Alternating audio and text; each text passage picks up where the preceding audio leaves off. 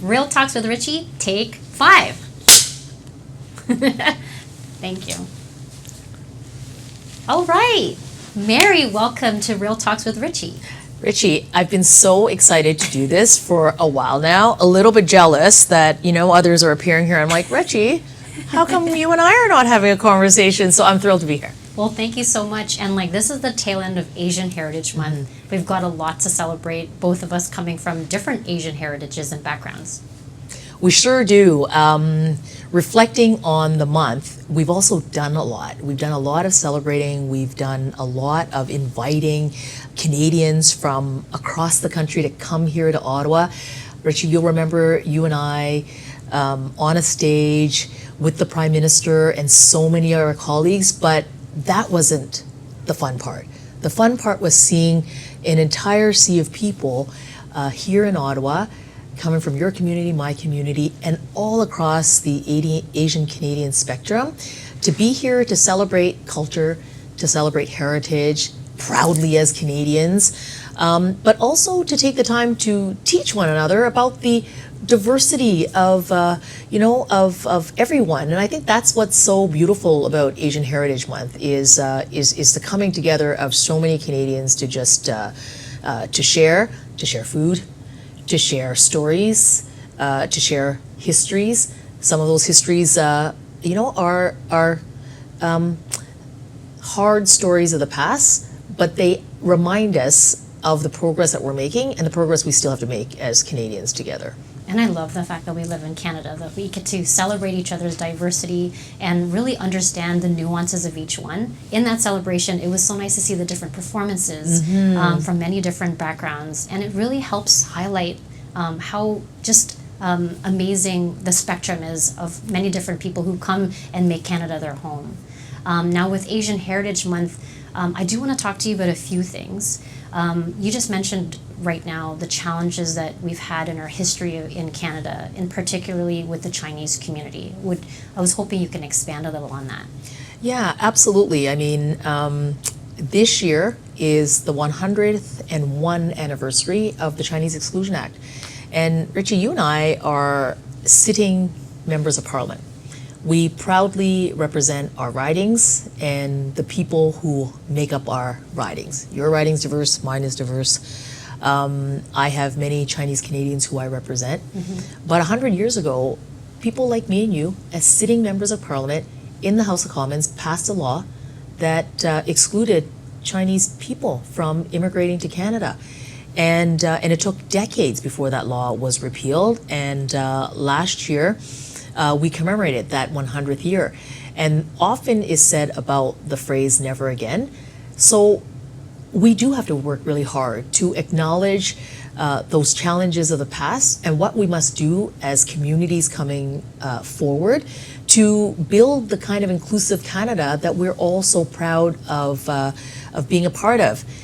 I couldn't help that, during the month of May, as we're celebrating Asian Heritage Month, we also have a leader in the Conservative leader outrightly seeking support with those from far right extremists, and certainly people who have views that are racist, that are misogynists, and we have called, as you know, in the House regularly for the leader of the Conservative Party to apologize, to answer to Canadians, to explain to Canadians why it is that he is looking for the support, or why the Conservative Party is looking for the support from those on that have extremist views, and he hasn't been able to do that. I think it's important for us to also have conversations during a month like Asian Heritage Month that not only celebrates the progress we've made as a country, but that we also highlight what we have to keep working on together to make sure that Canada continues to be that inclusive, diverse country where we all have a place to flourish, to raise our families, and to build the Canadian life that is so proudly Canadian, but that retains our heritage, and that is the strength of Canada. And so it's important to have these conversations, even ones that are uncomfortable, like this here. And I would continue to call for the leader of the Conservative Party to apologize to Canadians, at the very least explain to Canadians why seeking support from those with extremist views is something that he would willingly do.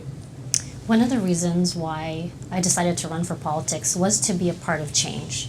You talked about the experience as a Chinese Canadian and seeing the progress we've made since those challenging times in the past where unfortunate things happen. But we want to be part of that change. And to your point, we need leaders in this country, and that includes the leader of the opposition, to demonstrate that he can denounce groups that advocate for white supremacist groups and views that are racist in nature and that are very contrary to the things that we just talked about and contrary to the things that we celebrate within Asian Heritage Month.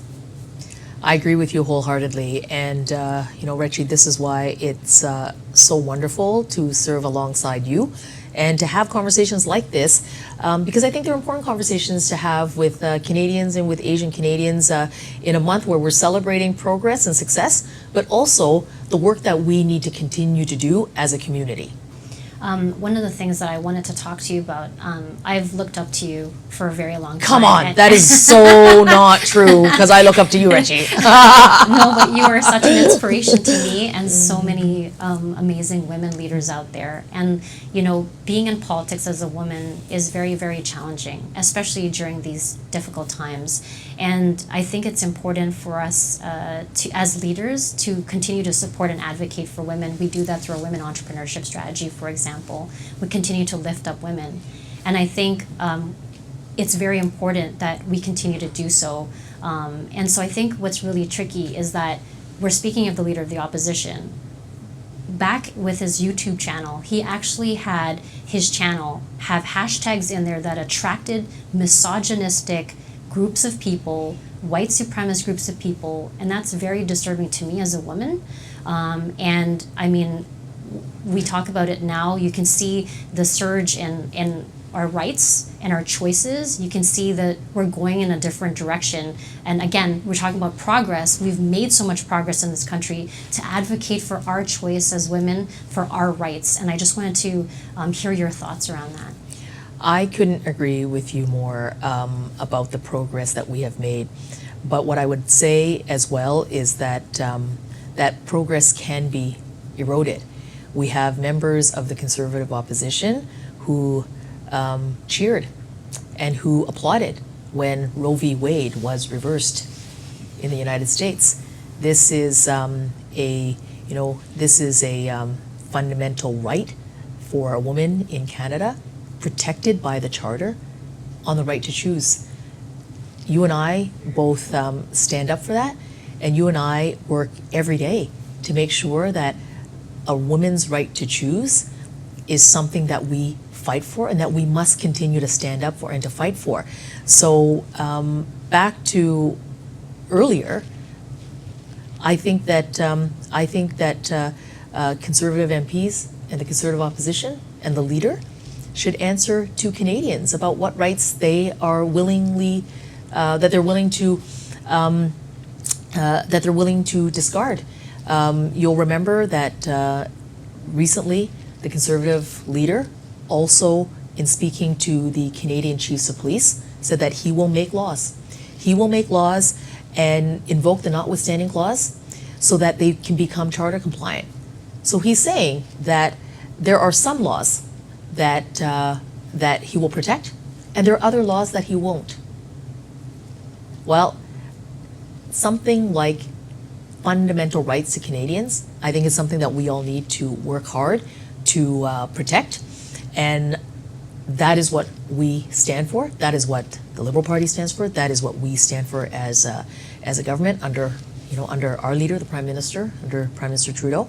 But progress is something that we need to keep working on, and I'm proud of our record.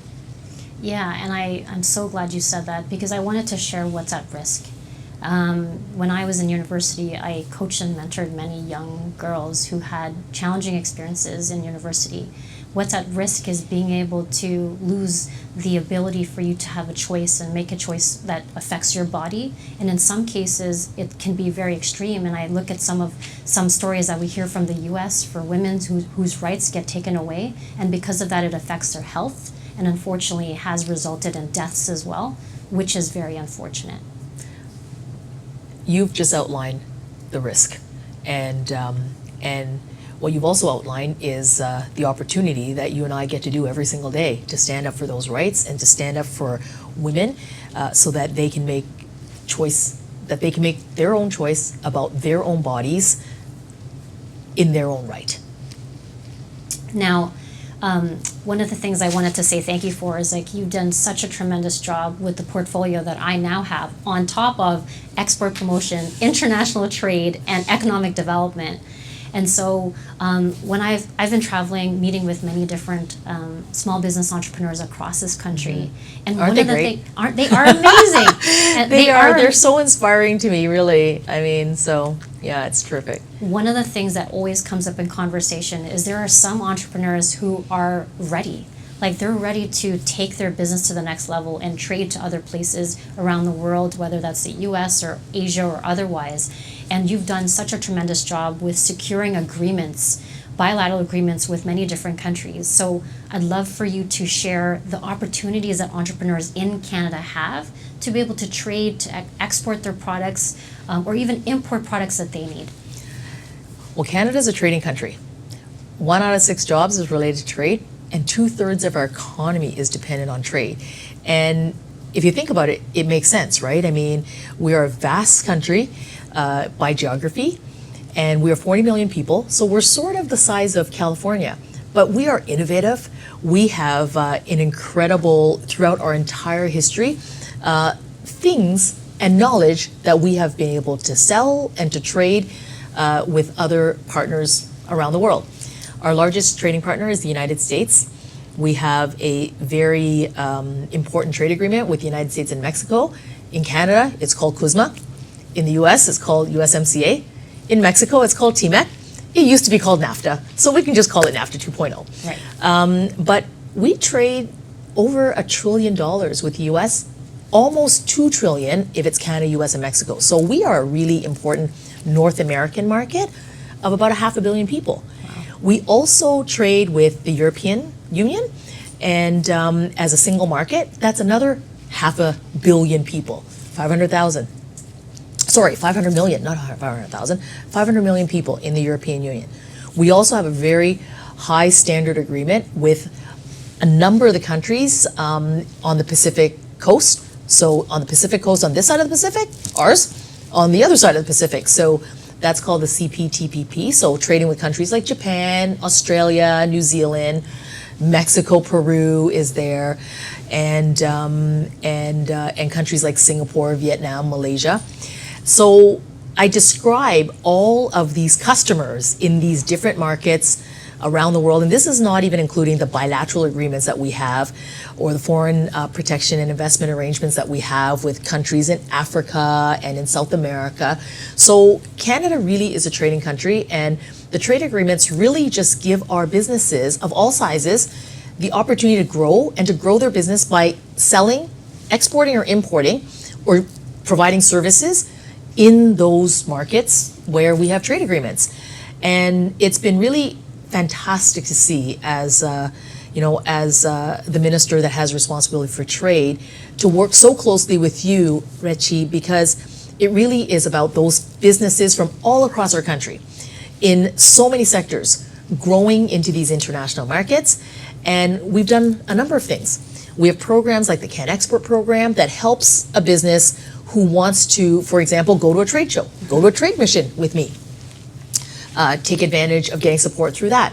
We've had the Trade Accelerator program that helps businesses learn how to get their export plan in place so that they can grow their business into international markets.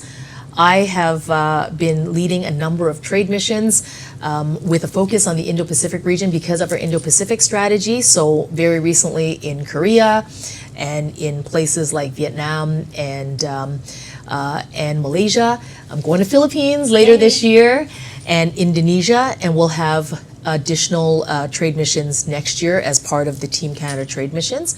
And the Asia Pacific Foundation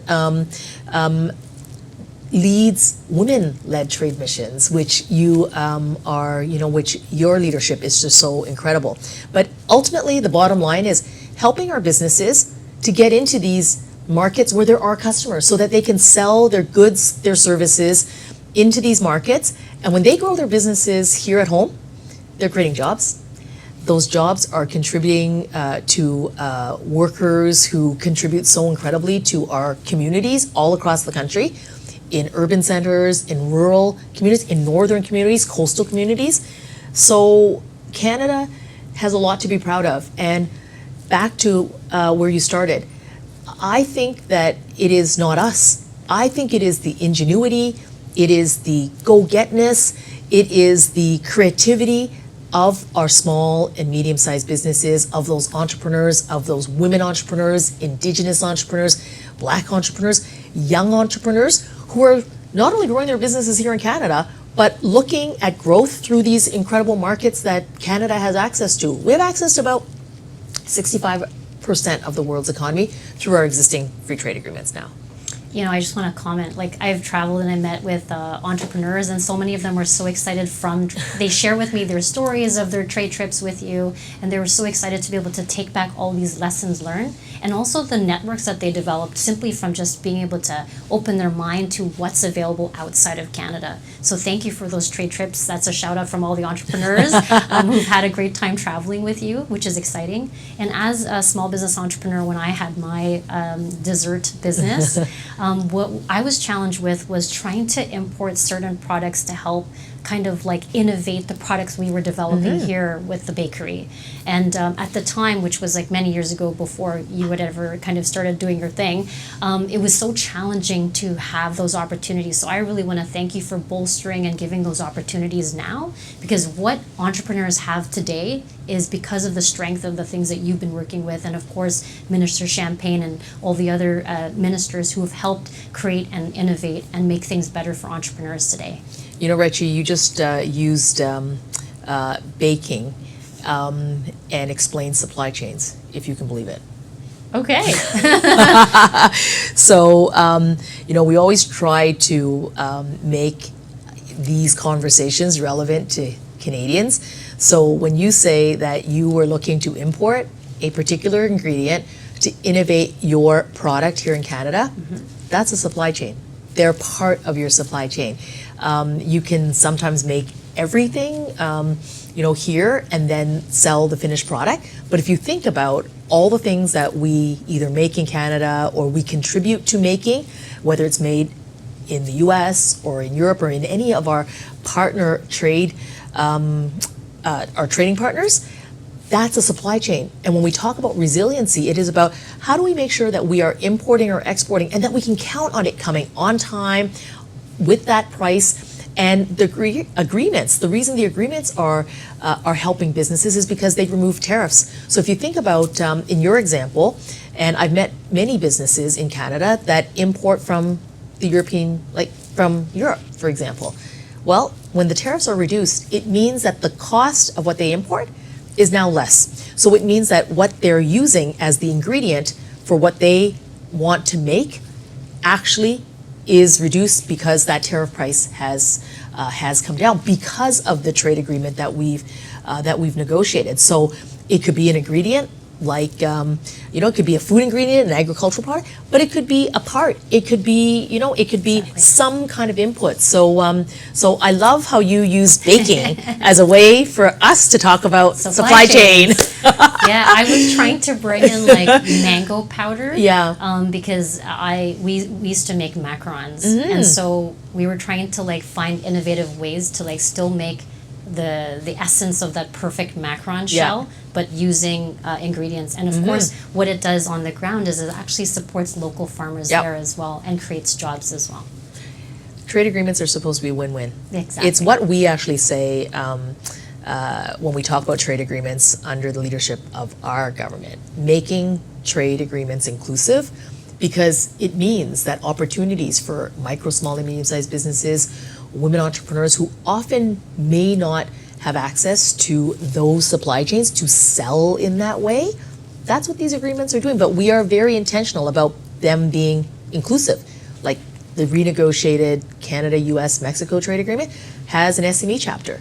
So every year there is an SME dialogue that takes place with all three countries, and it's really to help those small businesses in each of our markets work with each other so that we can so that we can help them learn and understand what supports are there to help a Mexican company perhaps grow in the US or Canada into Mexico, and vice versa, or sort of trilaterally.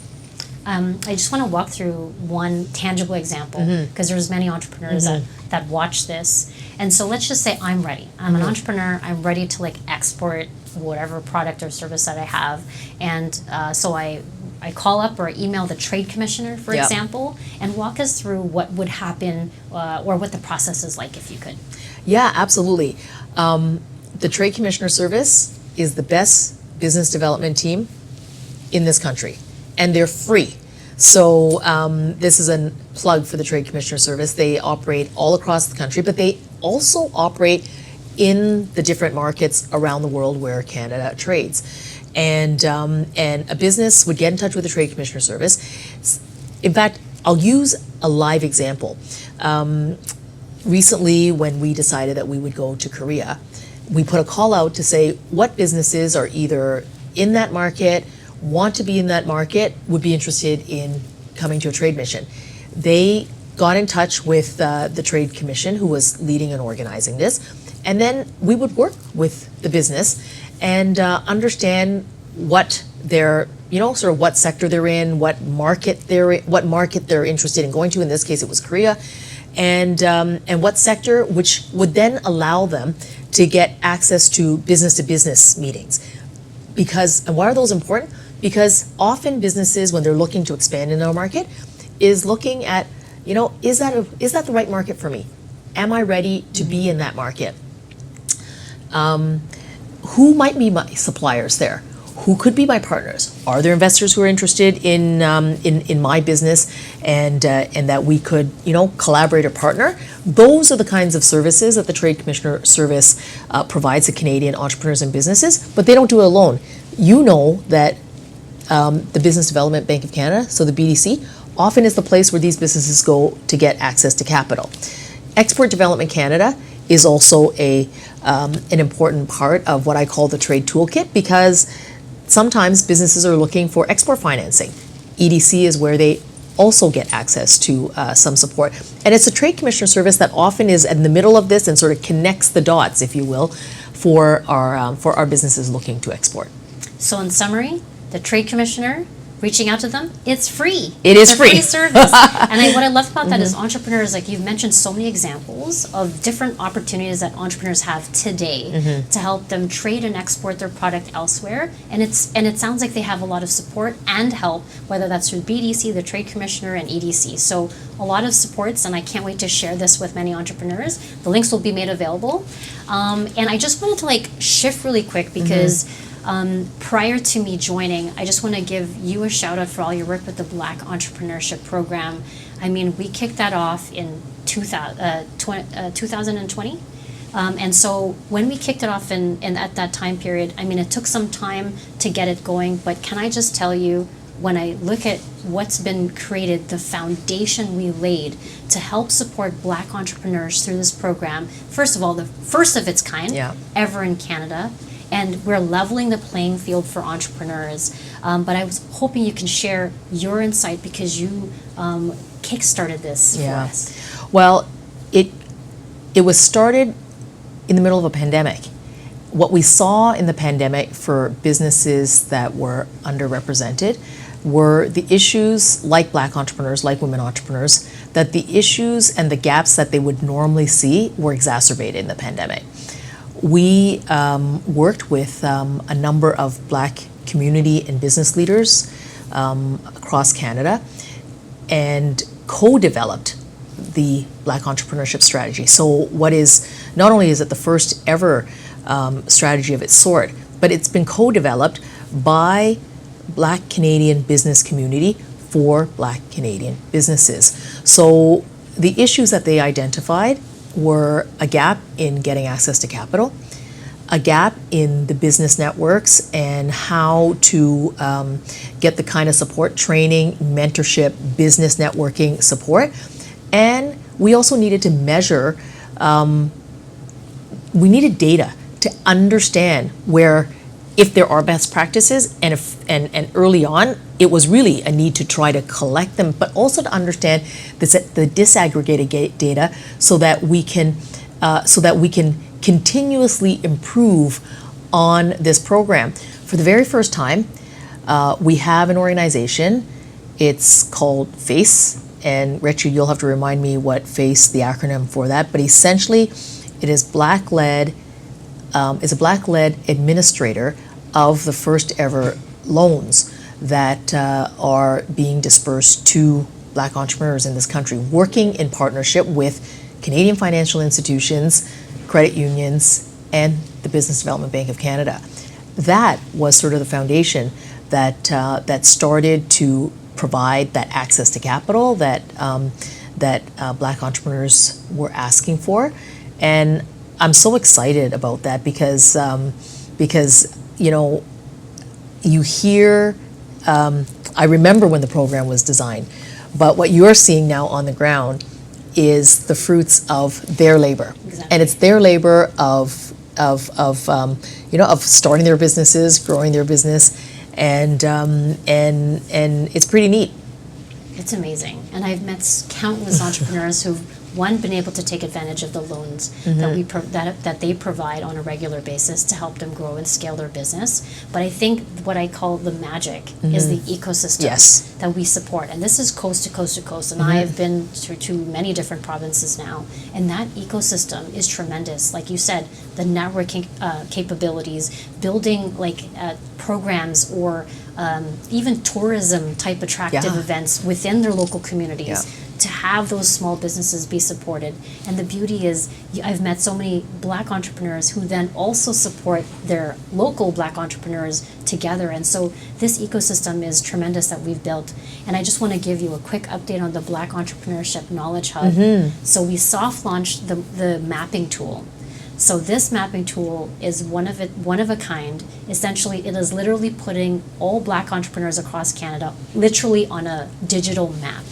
I know. That is amazing. So we are soft launching and collecting all the data for Black entrepreneurs. That's really great. But picture a place where you will go online and virtually see all Black entrepreneurs from coast to coast to coast across all different industries with a one-stop location of all the resources that are at their fingertips. So if they ever need any support, local contacts, or even contacts broadly across Canada, it's all there for them. And eventually, the Knowledge Hub team will be able to fully launch this program in the near future. Wow, congratulations. I think that's so exciting. I mean, because I remember in those early meetings that many of the entrepreneurs said that what they wanted was a place where they could share and where they could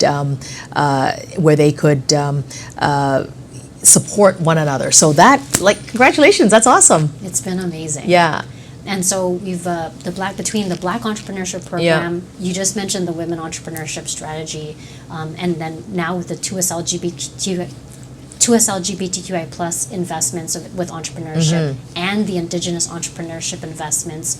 It is tremendous. We're leveling the playing field, and this is truly making a difference in ensuring all Canadian entrepreneurs have an opportunity to be able to shine and grow their businesses.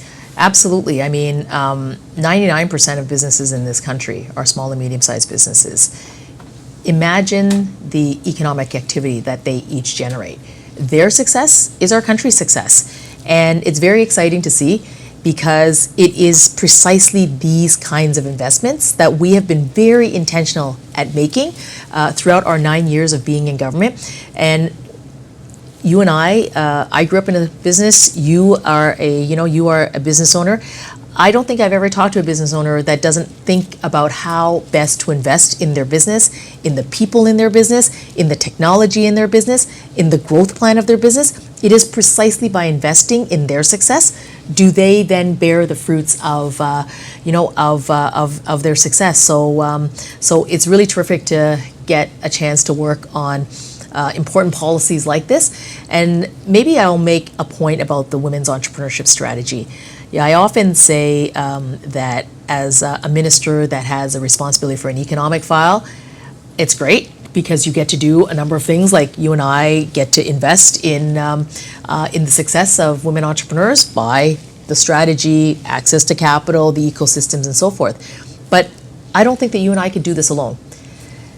What we need and what we have are colleagues that have put in place $10 a day affordable early learning and childcare. I talk to so many women-owned businesses, women-led businesses. It's such a game changer for them. They say that they can run their business and be a mom and know that they have choice because of the early learning and affordable childcare. We legislated parental leave so that if you are a mom, you get to do maternity leave and you can share your parental leave and decide to go back and run your business at your choosing, at the time of your choosing. We put forward a Canada Child Benefit. That helps moms. It helps families. And when you help families and you help moms, you're helping that woman get back in the workforce, succeed in the workforce, succeed in her business. So I want to take an opportunity to also do a shout out to our colleagues who aren't here at this table with you and I. You and I have economic portfolios, but we certainly do work as a team to make sure that that what we are doing as a government is helping women in many areas in order for them to be successful professionally and economically. And I'm really proud of a government that ensures that, again, we're leveling the playing field, enabling, empowering, and helping women have the choice. Whether it's the choice to do whatever they want with their bodies, whether it's the choice to choose entrepreneurship as their passion, or to choose going back to work. We're giving them the choices to help their families, to help their communities, and even to contribute in the economy. And proudly enough, women will contribute $150 billion in the economy alone. And because of our government's policies, more women have now entered the workforce. And I think we're now at well over 87% of women who are contributing to this economy. And I couldn't be more prouder. Well, me too. I mean, the return on investment is pretty good. I mean, I think your women's entrepreneurship strategy is a $7 billion investment. If you can add up to $150 billion, I would say that that's a pretty good return on investment. And as the trade minister, I'm looking forward to many, many more women growing through international trade. And often I tell our colleagues in other countries who are our trading partners, we all should be doing this, because if we do, it's $12 trillion to the global economy by doing one thing, adding women to the economy. Boom. Boom. Well, thank you so much for joining, Mary. It's been a pleasure. It's been really, really great. Thanks so much for having this conversation. I love what you're doing. Thank you. Thanks.